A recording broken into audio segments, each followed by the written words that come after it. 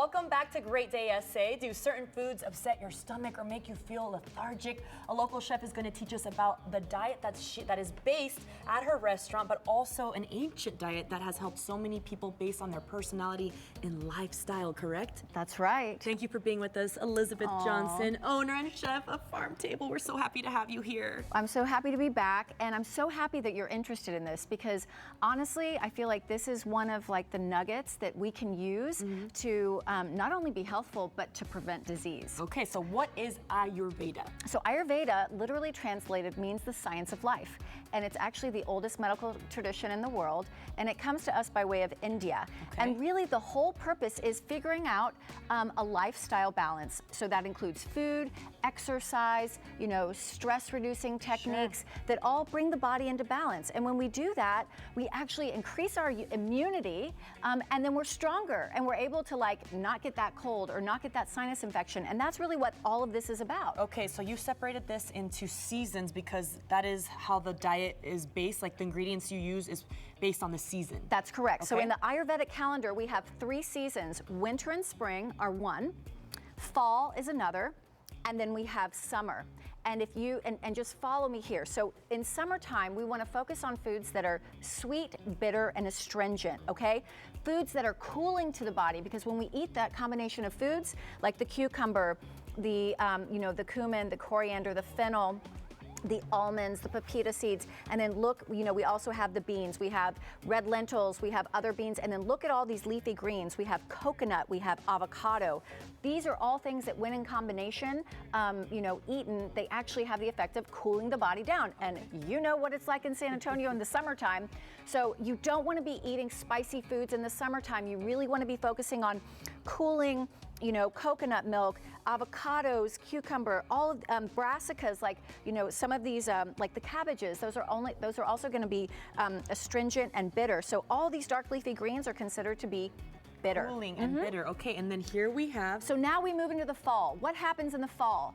The leaves start falling. The wind is blowing. So so there's a lot of wind and there's kicking up. So what we want to do is we want to warm the body. Okay. And we warm the body with lots of really amazing spices like cinnamon, Ceylon cinnamon,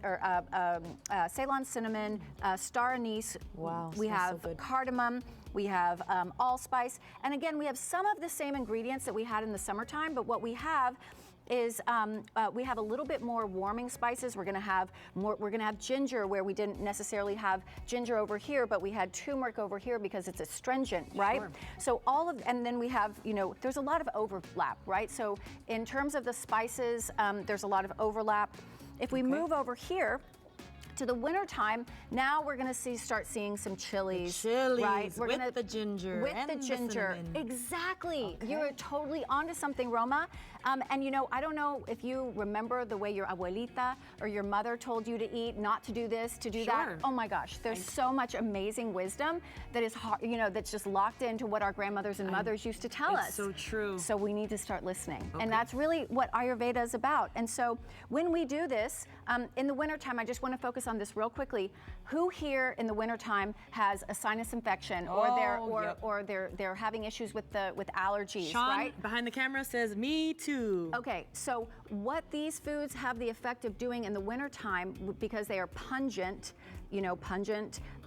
bitter, all these dark leafy greens and all the brassicas, which are PS in season right now, and then astringent, the beans and the turmeric, they have the effect of absorbing a lot of that moisture that's in the air that our bodies are naturally, gravitating towards. Chef, we could talk about this forever because I do think it's so important, but Michael Yo's already, he's already cooking. Wow.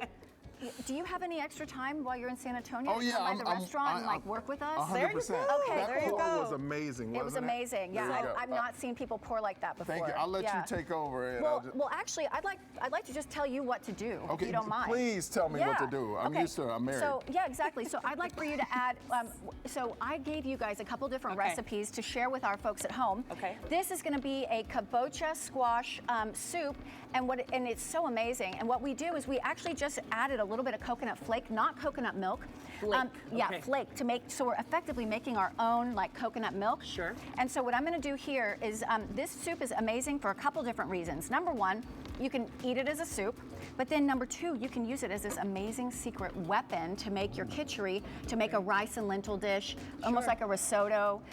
And so it just adds more complexity. And you can really use any squash. So this is a recipe that in the summertime, you can use that yellow crookneck squash. And thank you, I didn't have to tell you what to do. Because you kind of prepped me before, so I got to help my girl out and Michael over here. There we go. Right. So you are going to be microplaning some ginger and microplaning turmeric. And what we're going to do is we're going to add that here to what Michael's doing to add more of that anti-inflammatory goodness. And you know what? You can just slam that thing on the. I need to do it a little harder too. That's why, like. Exactly. Okay, that's okay.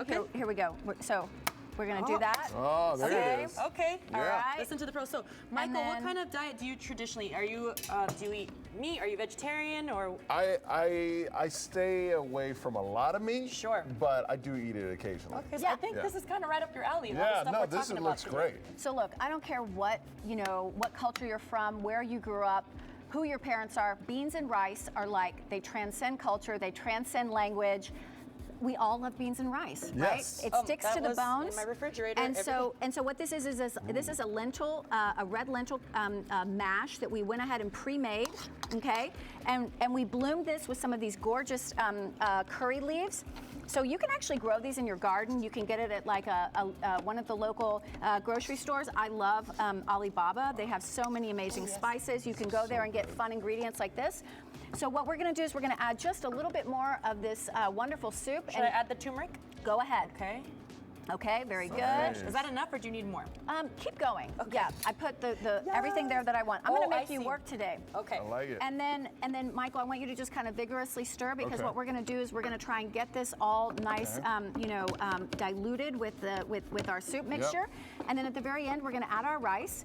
And then, sunflower sprouts, anything that's a seed, anything that's a sprout is actually really good for this time of year. So we have sunflower sprouts from one of our local farmers.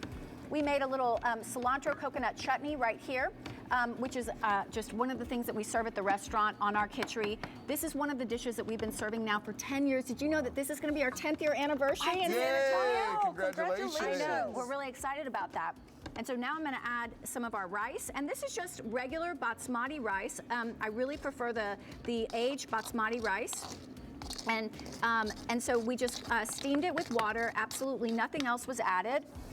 You can also take the same aromatics from the kitchery, and then you can add those. And Michael, I mean, I'm telling you. Am I crushing it? You're crushing it. Woo! You're crushing it. Well, Chef, how can people, I know you teach courses on how to cook these recipes and teach them more about the Ayurvedic style, because that is what your restaurant is based on. It is. I mean, our mission is to help heal people on the planet through food, and we have to do that through education. Love so this last week I had a cooking class, and this next week, weather permitting, we've got a class on Tuesday. So if for any reason we have to cancel that Tuesday class because of the weather, we'll just reschedule for the next week. But you can check out our classes on our website. So if you go to our website, pharmtable.com, we have not only our current menu, we have one menu for lunch, another for dinner, also our cocktail menu, our tea menu. We basically have it all. You don't do any Zoom classes, do you?